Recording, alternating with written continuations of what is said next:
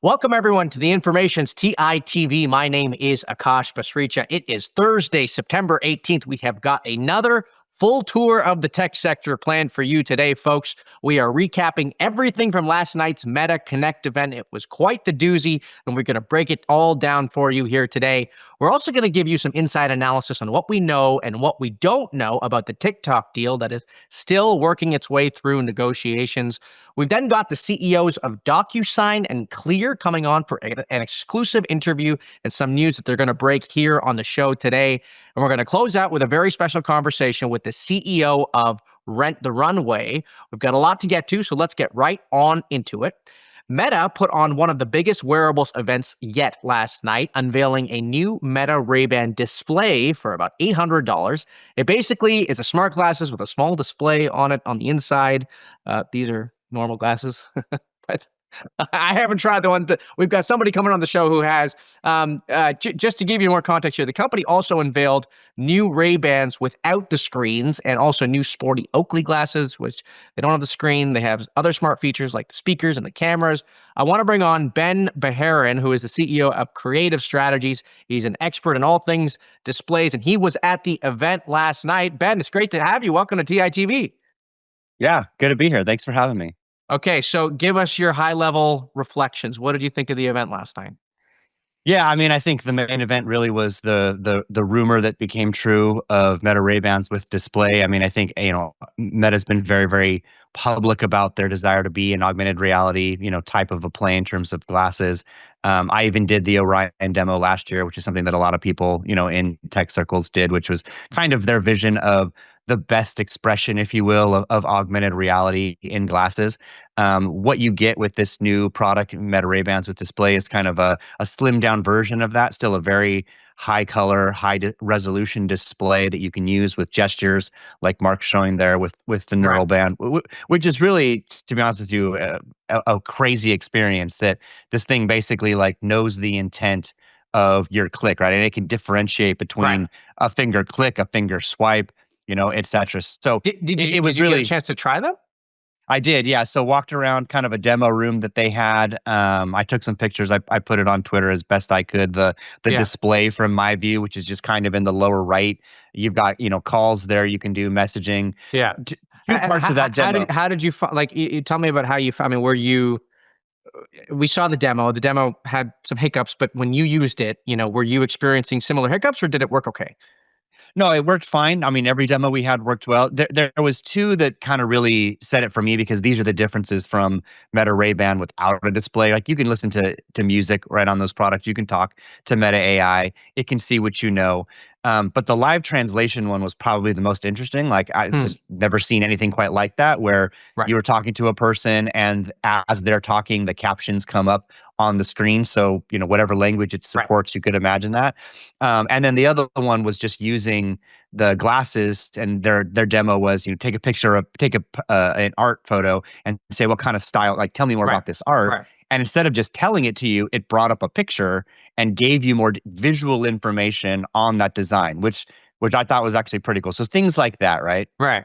So one of the things I want to have a little bit of a conversation with you about sort of the strategy behind this product, and then also the market for these wearables at large. And so if we think about the strategy, one thing that what we've been trying to figure out is sort of what the business model is for a device like this. And, they price it at $799.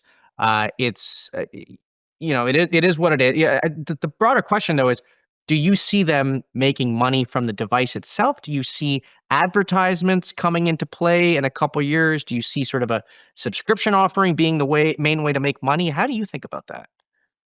Yeah, I mean, I think primarily there's going to need to be a way to make money from hardware. I don't think they're making money on this hardware. I mean, just the component costs and things alone, I would imagine that this is a bit of a loss leader, but also a loss leader that you need to do just to seed the market, right? With a kind of first generation display.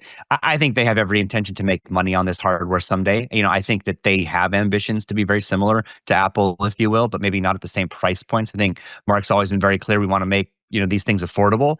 but they can't lose money. I think the advertisement comes into that as some form of a subsidy on those margins, but I do think they also want to make money on hardware. So I think that's the long game. Ecosystem plays some advertising, but still get some margins on hardware, but doesn't need to be Apple-like margins. And how could you see this ecosystem playing out with respect to how they make money?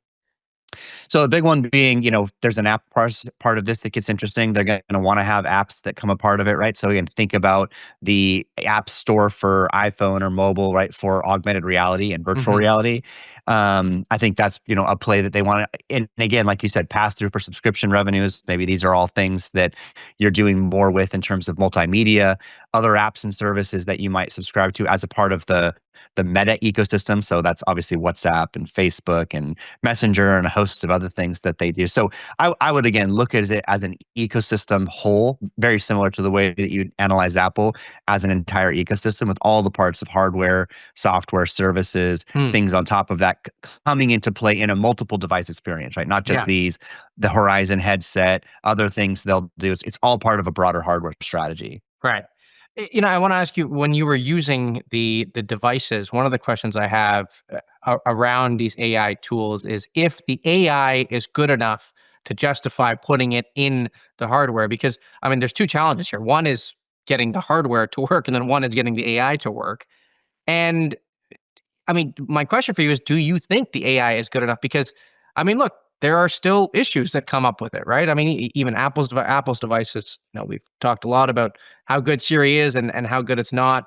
Do you think the models are there yet that we should be putting them into hardware? Or is this kind of like a, hey, let's just get something out and be, earlier than everyone else? Yeah, I mean, I think there's a couple parts to this question. One, is Meta's AI good enough, right? And I would say it's pretty good, but it's not as robust as something like Google's with Gemini, right? And if anybody's ever used Google Gemini with live video, where you can again just show your camera to Gemini and expose anything that it's seeing and have a conversation about it, that is probably easily the best experience I've ever had of a multimodal AI experience. ChatGPT with OpenAI has a version of that too. It's pretty good. It's not as good as Google's in my opinion, and Meta's is probably a distant third at that point. But for things like what flower is this? Help me remember this information. It'll work. Like it does those things that the consumer expects. I think when you go off and try to have a more robust multimodal conversation about what you're doing, like for example, help me do this, right? The agents, like The agent stuff. Yeah. That might be harder.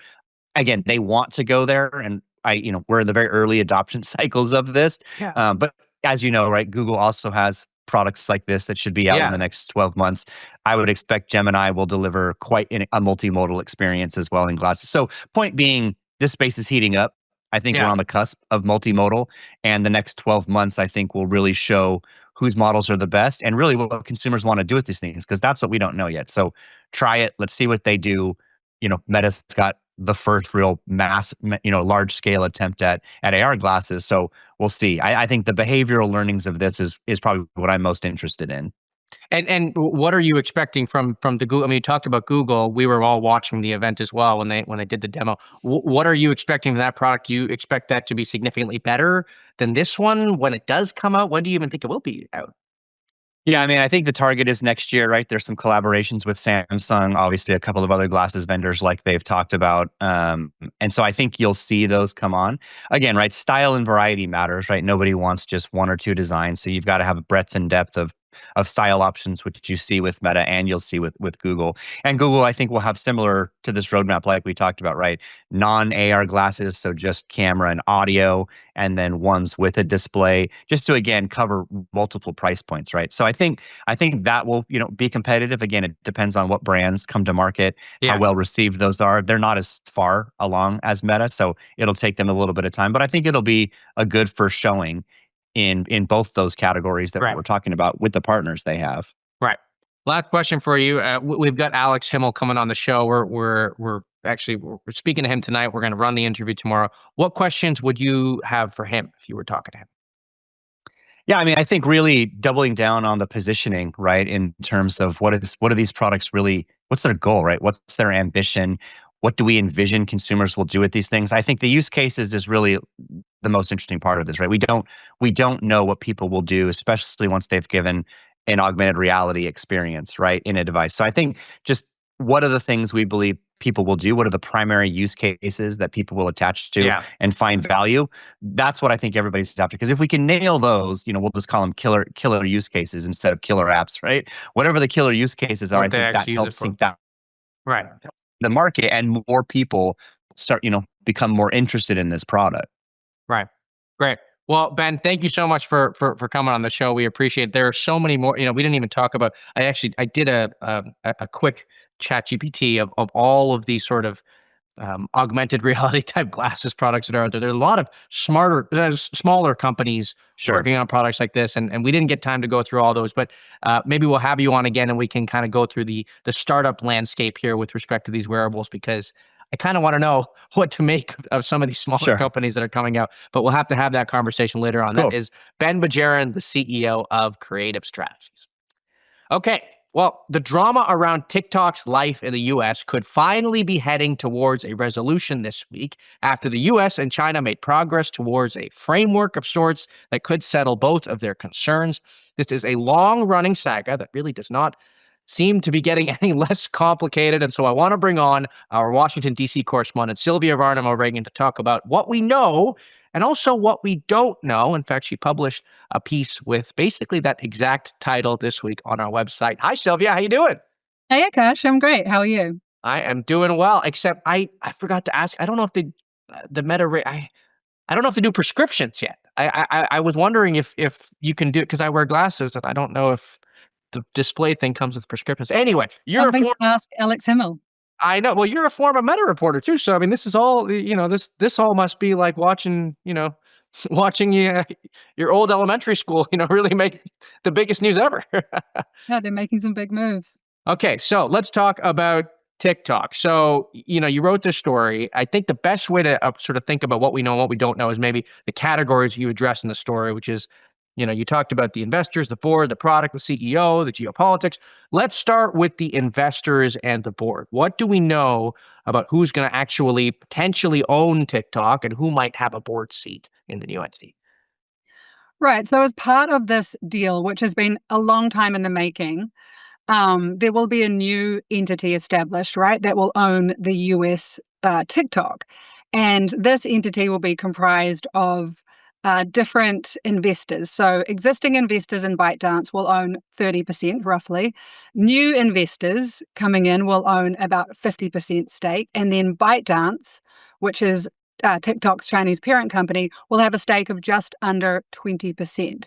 And that formula, that structure, was broadly hashed out in April and has remained the same. But there are and could potentially be changes to this happening in real time because, nothing's finalized at this point. But that's broadly what we know. And we've also reported that existing investors could increase their stake if they wish to.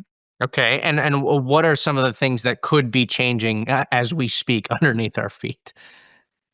Well, I think that there are a lot of remaining questions that we haven't answered, in particular around who the other investors are that are coming into this deal. Right. We know certain names. We know that Oracle will be an investor. We know that Andreessen Horowitz is coming in, Silver Lake. Right. But there could be other investors that we haven't learned of at this time. And what about board seats?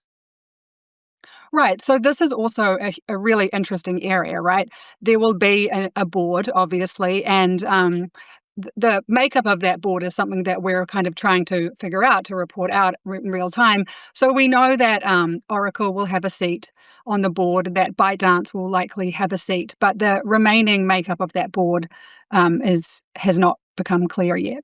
It's kind of I mean, we had Martin, our executive editor, co-executive, I should say, on the show last week to talk about the just all the ways in which Oracle has inserted itself, not just into the AI story, but also the media story now with David Ellison.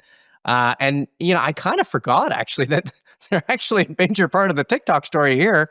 And with a board seat, I mean, gosh, I never really associated Oracle with social media, but I mean, they're going to have a pretty big part. Yeah, well, it's a really interesting and unusual deal, remember? So there are a lot of different players in this, and there were a lot of different interested bidders. So Trump is due to have a call tomorrow with Chinese President Xi. Yeah. And he has said publicly that he's going to confirm everything on this call. Okay. So we'll see if the deal is announced, if it's finalized. But I think it's still a very fluid situation. Do we know what time the call is by any chance? Great question, Akash. You got me there. It's fine. I don't know if anyone knows really. It's probably in his schedule, but I'm not sure. Okay, so I want to talk about the product now. What we know about sort of what this TikTok US will end up looking like. The big question is the algorithm and whether or not the US entity can license the algorithm. Sounds like there will be some sort of licensing agreement that will take shape.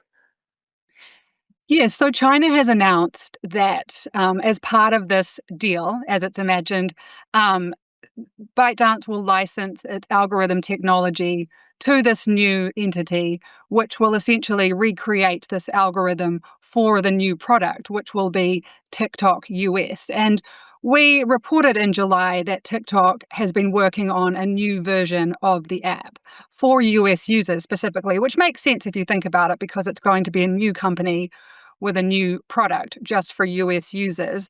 We reported at the time that this was internally codenamed M2, but I believe the app itself will be TikTok US. Right. And the plan is to push that so that users have to move over to that app if they're in the US. Right.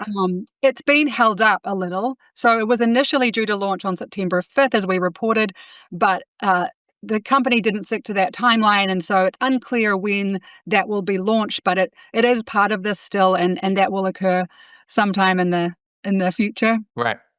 And this kind of brings me to, sort of the part of the story, which is a big question mark right now. And I want to get your sort of thoughts on this is, I mean, we don't really know what concessions the US has made to sort of get access to that algorithm, right? I mean, this is kind of a big question mark right now.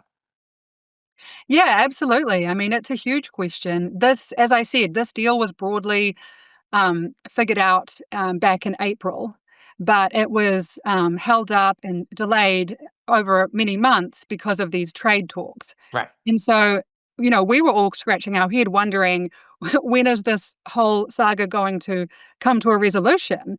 And I think that it's clear that there are things that are moving now, and both China and the US have said that a framework has been agreed to. But what hasn't been disclosed is what the US agreed to get this deal over the line. Right. Right. Last question for you, Sylvia. I mean, so it sounds like we're nearing a deal. Tomorrow's going to be a big day. We're going to see how it finally all shakes out after 4 different delays. Do you think this app is going to be as good in the end as the original TikTok? Like, what's your pulse on this? Well, I'm sure that the people involved in this are very anxious about that because, of course, TikTok has a very big, very loyal following of users. And so they are not going to want to alienate them or disrupt the business in any way. Right. So I'm sure that's why the algorithm was so critical to this, because that's sort of TikTok's special sauce. And they're going to want for this new US app to be a similar user experience, I'm sure, something that users don't even really notice the difference with. Right. And so I think the question of whether it will be as good kind of remains to be seen, but I'm sure that a lot of energy is going into trying to ensure that it is, because they would not want this to be more disruptive than it's already been with the potential ban and the 4 executive orders delaying the law and all this other commotion. Yeah. Great. Well, Sylvia, once we do have the final details of the deal, we'll bring you back on to discuss what to make of it and whether or not there was anything, surprising about it. Thank you so much for coming on. That is Sylvia Barnum-Reagan, who covers everything Washington, D.C. and technology for The Information. Okay. It is always a treat when companies come on our show to break news themselves. And today we are bringing on the CEOs of DocuSign and Clear, the identity verification company, to talk about some news that they have today. Alan Thygesen is the CEO of DocuSign, and Karen Seidman-Becker is the CEO at Clear. It is their first time on the show. Welcome to the both of you. It's great to have you. Thank you for having us. Okay, so Karen, I'm going to give the floor to you. What are we announcing today? Today, we are announcing essentially that you can sign documents with your face, which makes a ton of sense.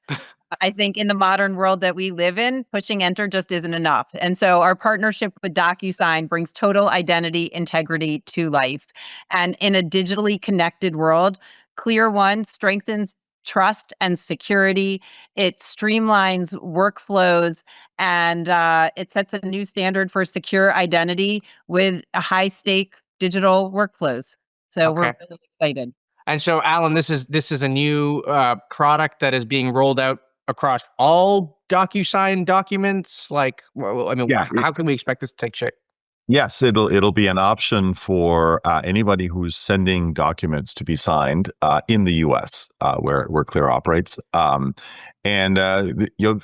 is used for so many different kinds of agreements. I think we'll see this in with agreements where there's a little bit more sensitivity. So this could be everything from when a company's hiring somebody, a medical service provider like a doctor or a hospital, a bank or a financial services provider is trying to sign somebody up for a banking or insurance product. Any of those situations, there's a little bit more risk involved. Historically, there's been a very tough trade-off between risk and convenience. You can do a lot more identity verification, but then you're inconveniencing customers and you may lose some of them in that process. What's amazing with the Clear integration is it's so easy, as Clear just said.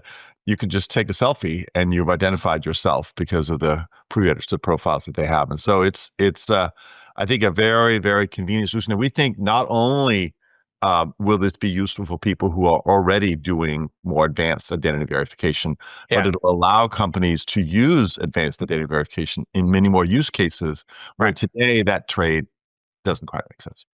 Karen, how does this deal work with respect to your partnership? I mean, like who's paying who here in terms of like this deal taking shape?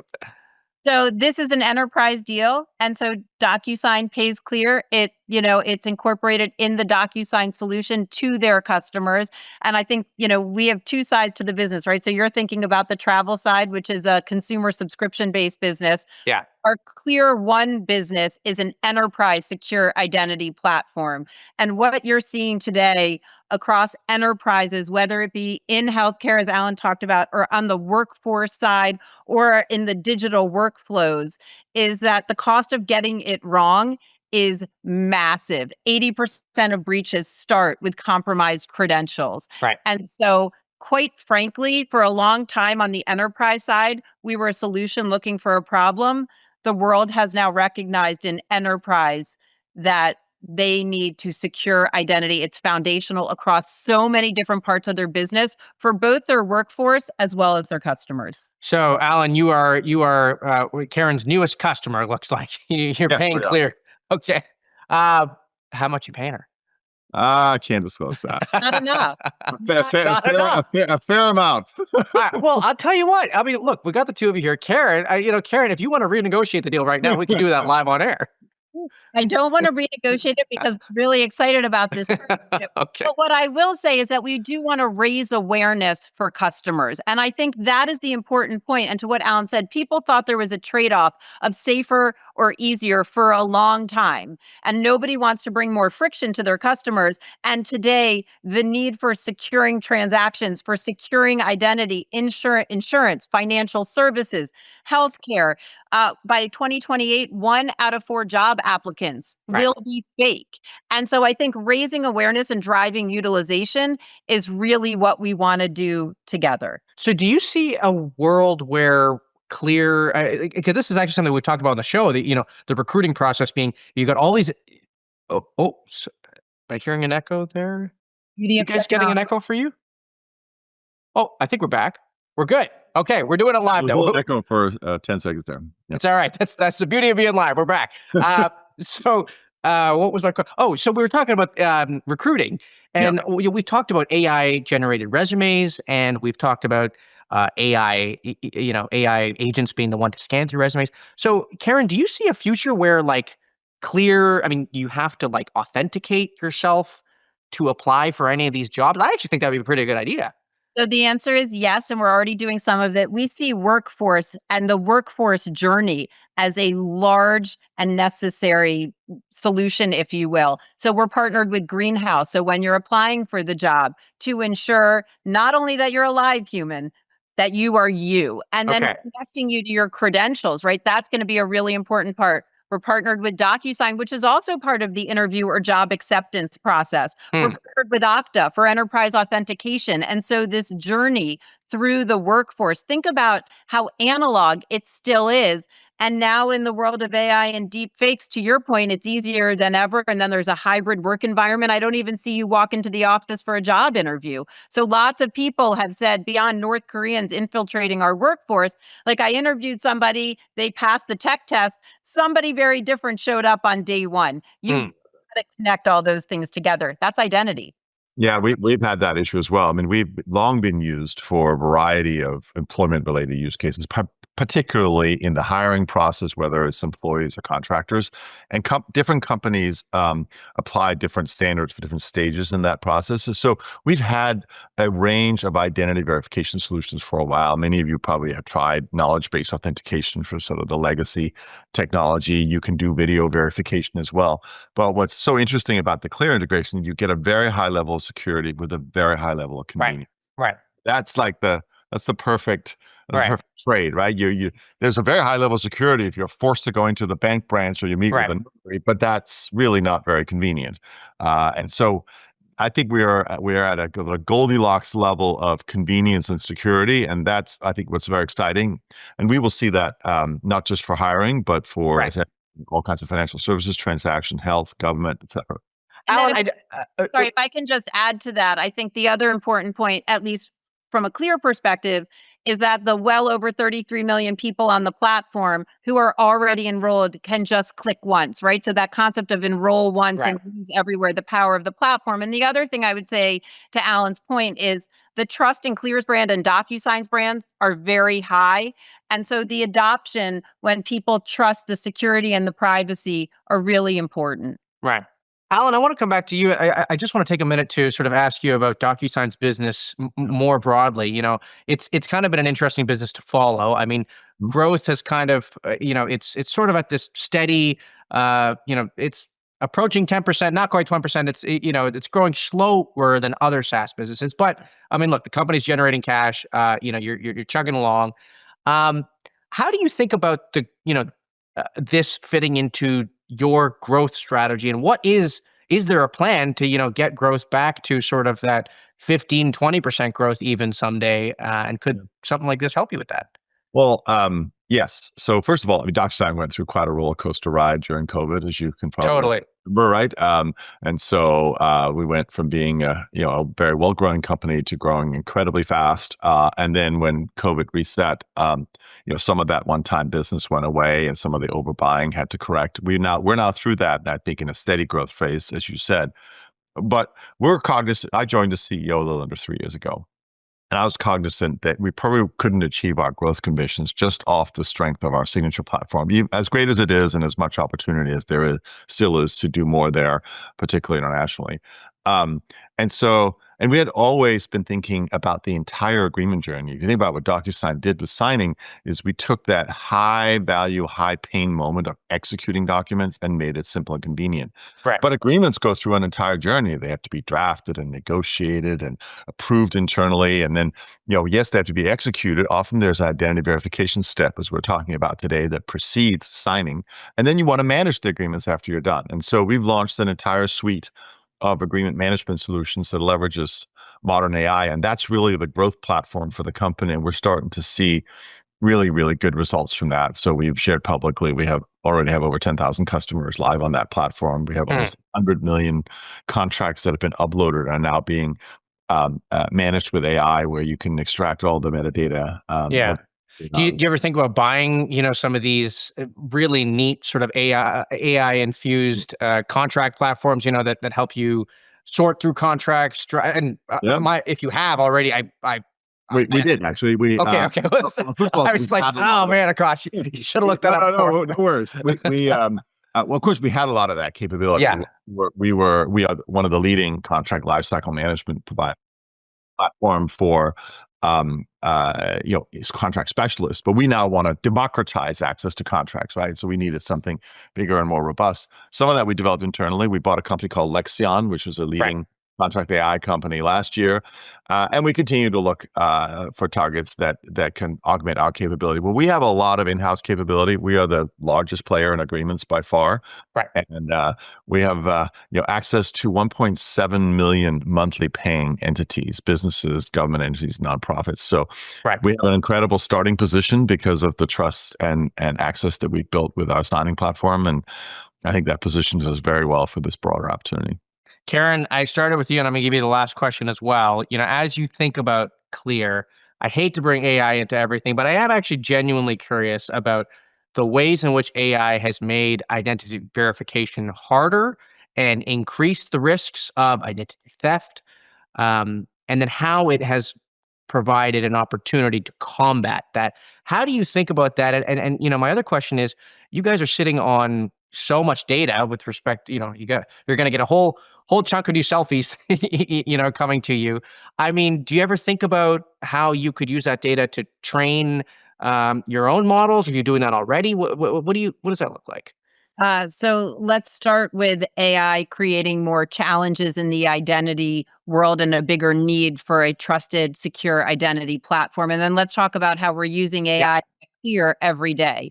Certainly, AI has created a much more important and urgent need for true and total identity integrity. I have long said that a document is not an identity, that is an ID. And Clear's whole point of connecting you to all the things that make you you is really important for a safer and more frictionless world. So it is much easier to fake an ID, to create deep fakes in an AI world. And so recognizing that, I think, is really important and has created, quite frankly, I think identity is becoming an industry. We started Clear 15 years ago, and people were like, what are you doing? And I said, I believe biometrics are the future for safer and easier, for multi-factor authentication, right? So face and liveness and many, many more attributes, and then digital footprint. So that's number one. Number two is, at Clear, we have signs around saying AI in every work stream for everyone every day.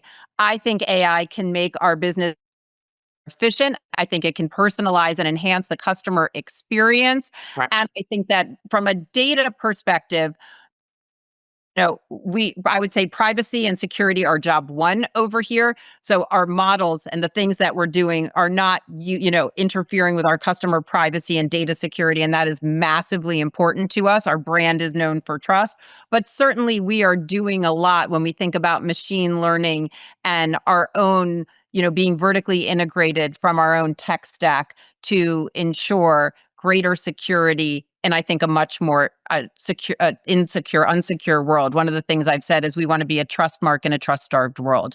So I think that's crucial. Great. Well, Karen and Alan, thank you so much for coming on the show. It's a fascinating partnership and a fascinating launch of this new product. I will say that, Karen, when the contract ends, I bring Alan on the show. We'll hash out V2 of the contract right here on the show.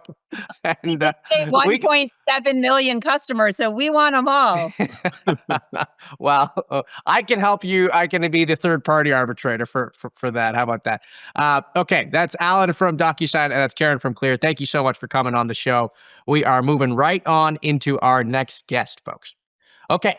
Rent the Runway has had quite the journey as a public company. It was once valued in the public markets at over $1 billion. It is now worth roughly $20 million.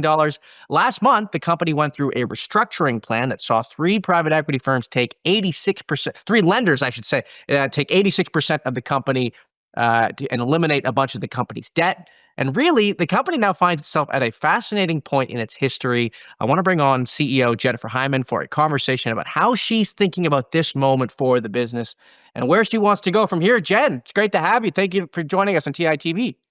Thank you. Okay. So can I correct one thing that you Yes, please. Yes. So what happened in our recapitalization, which was really transformational for the company, was we dramatically reduce the total debt on the business. So by this December, when we expect the deal to close, debt on the business was going to be something like 340 or 350. We had to raise debt over COVID. It was at a high PIK rate, et cetera. That debt is being reduced from 340 to 350 Right. down to $120 million. So our lender is doing the majority of translating their debt into a huge equity position in the business. Right. And we also brought along 2 private equity firms who are receiving equity interest in the business for the most part and bringing their expertise and their best-in-class consumer retail, firms that are going to help really drive growth in the company. And so Right. it wasn't about them taking on more debt. It was about them being equity holders and believers in kind of the public value of the go forward. Right. That's all helpful context. I think the restructuring plan, it was very interesting to see how it played out. I think what I'm actually really interested in hearing about is where you are hoping to take the business now. I mean, it's had the ride that it's had. What's the plan now for the business going forward? Yeah, I mean, my belief is that the thing holding Rent the Runway back over the past few years has been our capital structure. We've been laden with debt. We happened to IPO 2 weeks before the market crashed. And so the debt became a major problem. Yeah. And we had covenants attached to our debt, which limited the amount that we could invest in inventory, which limited the amount the business could market.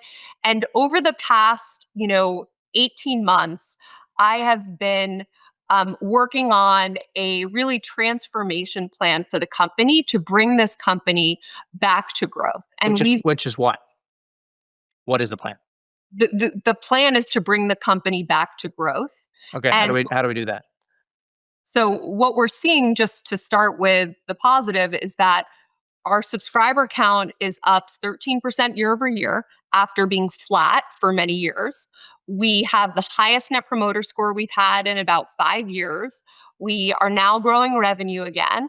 And the way that we're doing that is, number one, we instituted a huge strategy in 2025 to dramatically increase the amount of inventory that we have on our platform. Hmm. We had been buying essentially a replenishment level of inventory for some time. Again, we were limited by our debt covenants. And inventory is the very thing in our business that drives customer growth and customer retention. People come because they want a subscription to fashion. They want new variety in their wardrobes. And we've been increasing that inventory in a very interesting way. So it's primarily through a new channel that we innovated over the last few years, where we revenue share with hundreds of different brand partners, meaning that we don't pay for the inventory up front and we only pay based on the performance of the inventory. Why are we able to do this? Because brands increasingly view us as their most important marketing channel to acquire this kind of aspirational young consumer that now is actually, we're like the sampling business of the fashion industry. We're giving you access to wear Veronica Beard and Nuala Johnson, you fall in love with it, and then around 40% of the time you end up buying something from one of those brands. Right. So Right. brands are increasingly viewing their inventory on Rent the Runway as a substitution for their CAC. You're actually your belief is that holding more inventory is going to help you grow the business. Well, it's not just a belief, it's actually working. Okay. So, Well, what about the bottom line though? I mean, an inventory is expensive. right. Well, one of the things that we shared in our earnings throughout this year is that we were making an investment in inventory that in our business, you invest in inventory. It has a cost up front because you're growing the inventory base, but then you bring your subscriber point to a level at which you're actually growing the cash flows of the business. So we believed that 2025 was going to be an investment year for us on our pathway to not only growth, but production of free cash flow. Okay. So my question is, you're doing all this now, and I think if you talk to investors, they might say, well, we've tried this for a couple years now. I mean, why? I think the growth strategy. I'm excited to see how it evolves and plays out. But why not just do this as a private company? Well, we actually had both our lender as well as our private equity firms that believed that there was actually value in continuing to be a public stock, in enabling public shareholders to be along for the value creation ride. They saw that they did a year of work on the business in understanding it, researching the business, and they believed that the business was vastly misunderstood by the public markets. And remember that based on the timing of our IPO, no one's really looked at the business model because we've been burdened with this huge amount of debt that only was put on the business because of COVID. But so you're saying that people haven't looked at the business model in the over the entire length of the time that the company's been public? Yeah, no one's wanted to invest ahead of the debt. The debt was maturing in October 2026. Okay, I'm just trying to. From my view, the hypothesis was that wouldn't this be easier to carry out the changes that you're carrying out as a private company? That's all I was trying to get at. Yeah, I think that either way you could carry out the changes. I think that the investor base thought that it would be a benefit to the public shareholders and to other public shareholders that might want to buy into the story because of the value creation that they expect and that I certainly expect over the next few years of growth in our business. What do you think of competitors like Newly that have come up? I think they've done a great job. And I think that competitors have further validated the market that we really pioneered, 15 years ago. That rental is now a key part of how women are getting dressed. There are millions of women who rent clothes every single year, and they view it as a way to have variety in their wardrobe for low prices. And really is substitutional to how they were doing this before, which was fast fashion. They were buying a high quantity of items in their wardrobe that they were wearing once or twice and then throwing away. And both Newly and Rent the Runway and many other competitors provide the customer with a way to access continuous variety in the wardrobe for low prices. Of course, we're catering to different consumers. We have a different set of brands. We're doing it at different price points. But I believe that rental is now a mainstream behavior in the fashion industry. You don't think of it as a threat to your business at all?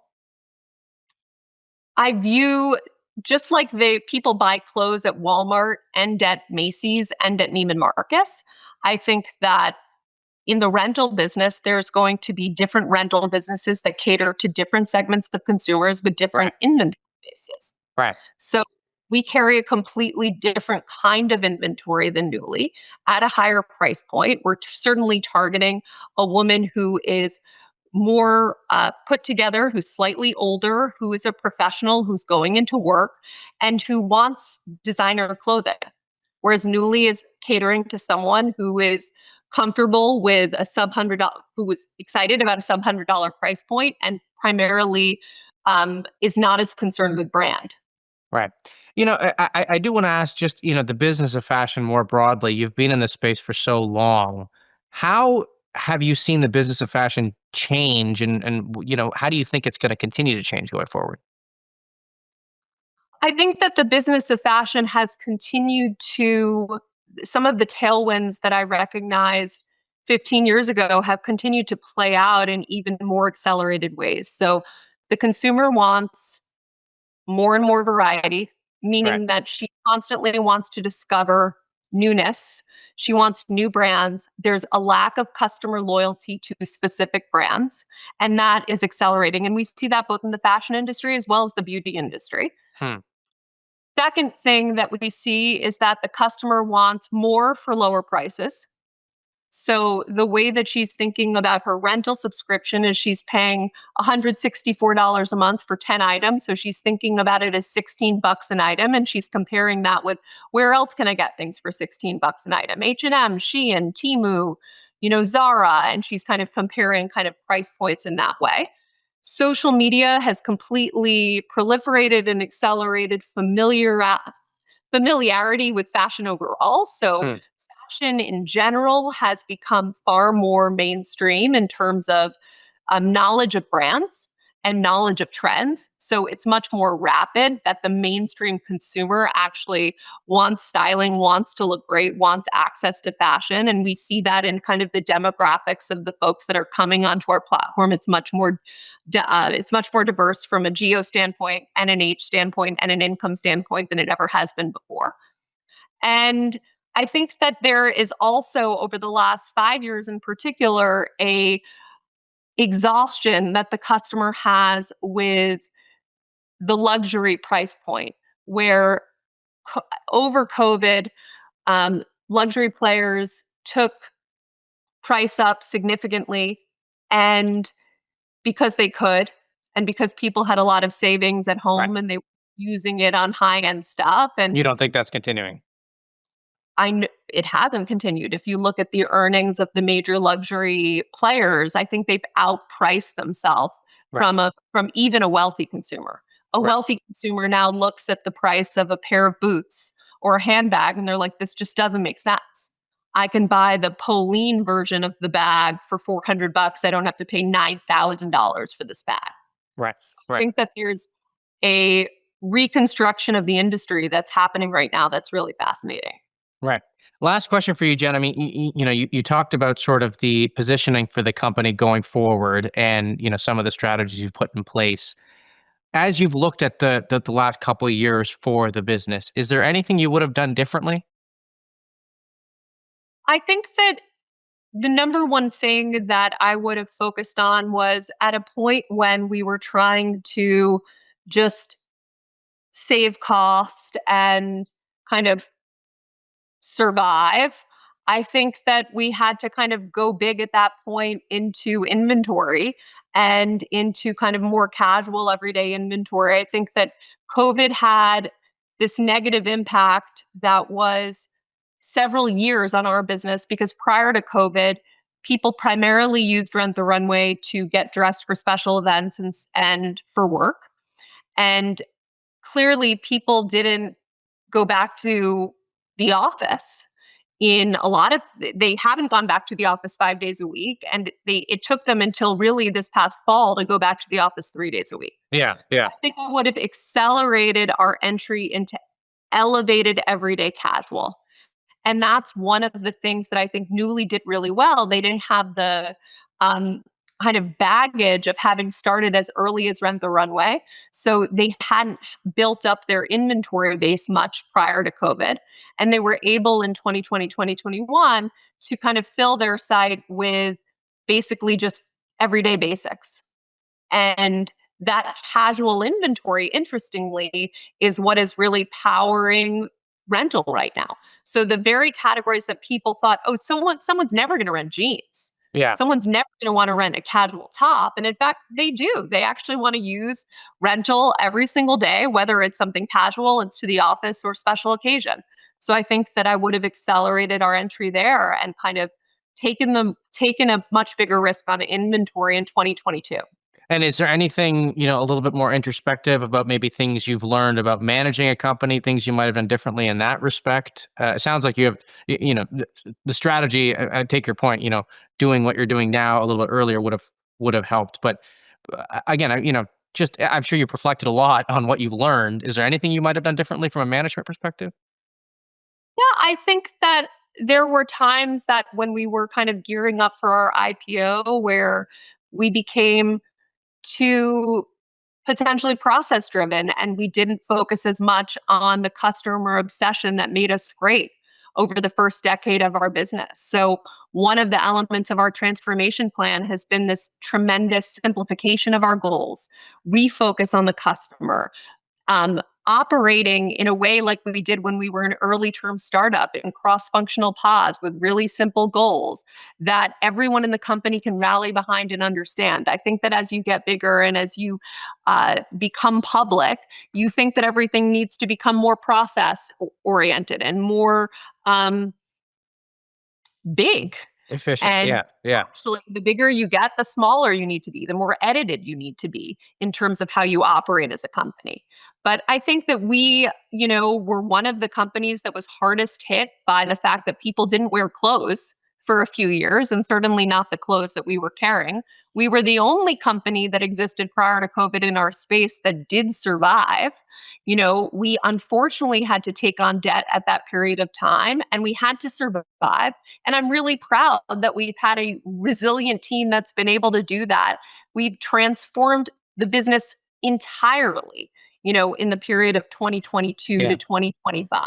Do We've you ever gone think from about this- you ever think about what you might be doing if not Rent the Runway? You ever think about starting a new business in a different space? I am That- solely and- focused on, I think one of the amazing things is that I'm more enthusiastic about the market Hmm. for rental today than I've ever been.